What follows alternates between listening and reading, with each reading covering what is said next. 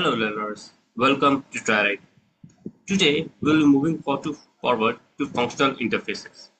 Functional interfaces, as we have studied, these lambdas and all.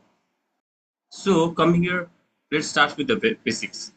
So a functional interface is simply an interface that contains exactly one abstract method. So why is it important? As containing only one abstract method, why is it important? Because in Java, lambda expressions, those short, clean blocks of code can only be used to implement these in functional interfaces. So it's important because these short block of code can only be used to implement these functional interfaces. Now coming here for the example, we have an example here that we are paying a quick example here. So here comes the functional interfaces, starting with at the rate of functional interface. At the rate of functional interface, that's optional, and sometimes it's optional, and sometimes you can also write them. Yeah, now this is an interface my function, interface my functional, my function interface, yeah, which has a body part as void perform, which has one method only, perform method. Here there is a one method, perform method.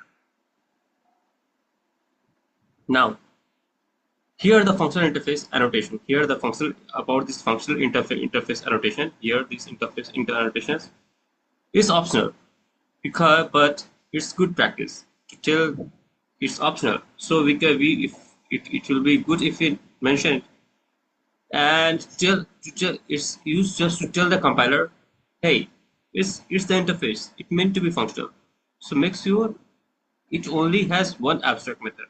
It shows that this is a functional interface, this is an interface and has only one, because it is a functional interface, and has only one abstract method. Now coming further, why do we need this interface? Why do we need this functional interface? Now let's understand the need. For Java 8, if you want to pass some behaviors, you had to use anonymous inner classes, lots of boilerplate code, etc. Now with Java 8, and beyond, Lambda expression give us cleaner way to represent these behaviors, but they need a target type, and that target is provided by functional interface. That these targets are provided by the functional interfaces. So you can think of this functional interface is as the bridge between object-oriented and functional programming in Java. These act as bridge between the object-oriented programming and the functional programming in Java. Now coming further, we have we have in Java it provides for several ready-made functional interfaces from java.util.functional package. So let's add a few. We have the functional, which has the inner type as T and R, which has the T and R inner type as in T and R, and it takes an input. It takes an input T and returns the return of type R. It takes the input T and return the output of type R. The consumer T, the consumer in Angular basis we have the T. It takes an input and returns nothing. It takes up the input but will not return anything.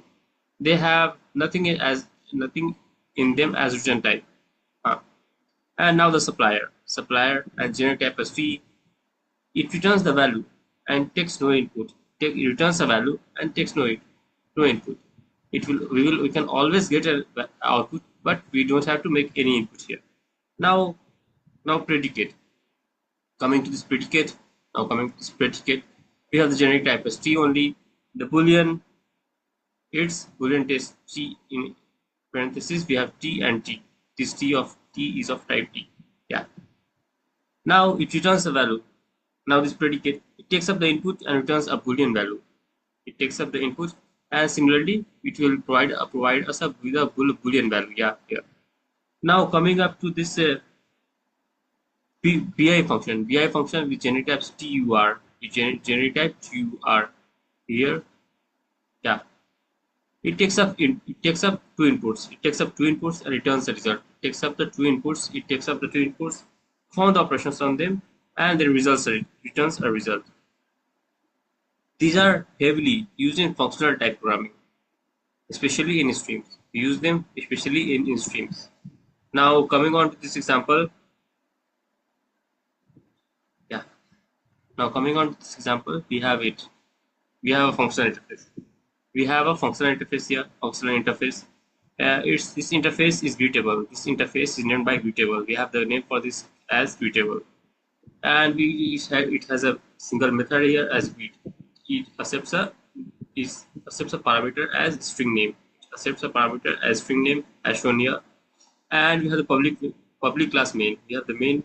We have the main as the class here that is public, and has a public static void main string args as the main method line. Now here we are making a greeter. Here this greeter is just of the type greetable. This is of the type greetable. Yeah, and here the name is giving an output system println hello plus the name. Yeah, here its function is followed as we write the name plus the name, and then after that we have to call that greeter.greet. We will call greeter greeter dot greet this greet function with greet functions with the name of the row.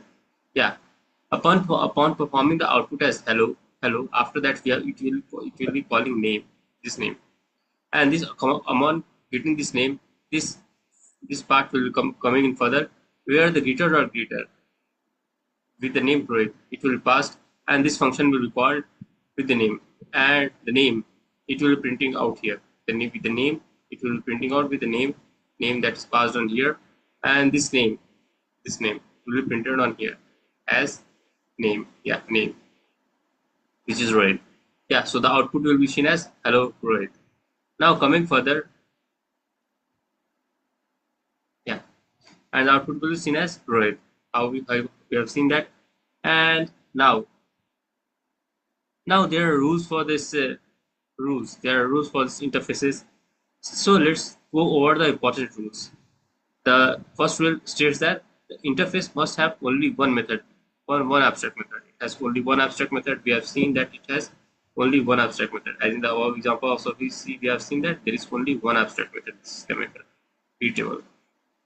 Now coming further, it can have any number of default or static methods. After that, it can have any number of abstract or default static or default methods. Now we have the methods. We have the different methods. We have the method inherited from object. We have the methods inherited from object like abstract and equals. We have the methods like abstract and equals. Yeah, equals and abstract. Yeah. Now this is it. We have known so much about this. Now wrapping up of all this to summarize all this, we have a functional interface. Functional interface enable Lambda expressions in Java. This functional interface enables Lambda expressions in Java. As we have seen here that there is a Lambda expression. Here the functionality is shown by a body part which has a output as name. Yeah. Now it has the key of bringing functional programming into the Java world. It has the key that will bring our functional programming into this Java world. Now we can create our own or use many built-in ones in the Java.tutorial functional package. We can create our own or use the many built-in ones. We have the various functions we have the various functions. Yes, we can make our own functions here like this.